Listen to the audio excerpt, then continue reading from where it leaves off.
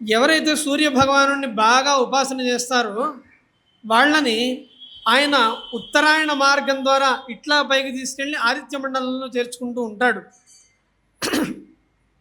అట్లా ఉత్తరాయణ మార్గంలో వీళ్ళు సంచారం చేసేటప్పుడు వీళ్ళకి 13 మజిలీలు ఉంటాయట.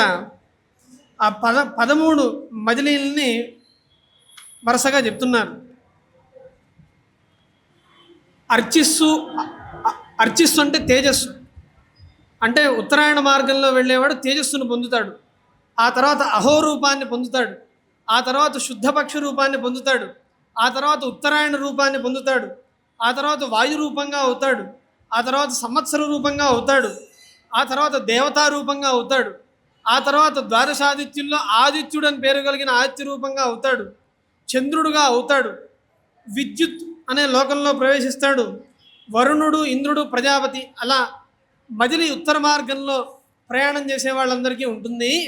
ఆ ఉత్తర మార్గంలో ప్రయాణం చేసే గొప్ప ఉపాసకులకి ప్రాప్యంచ ప్రాపకంచ ప్రథితమతి పథి జ్ఞానిన ముత్తరస్మిన్ సాక్షాత్ బ్రహ్మేత్యుపాస్యం. అట్లా పొందింపదగిన స్థానాన్ని పొందించే ఆదిత్యుణ్ణి, అనగా సాక్షాత్తు బ్రహ్మే అని ఉపాసింపదగిన ఆదిత్యుణ్ణి సకల భయహరాభ్యుద్గమం సంశ్రయామి.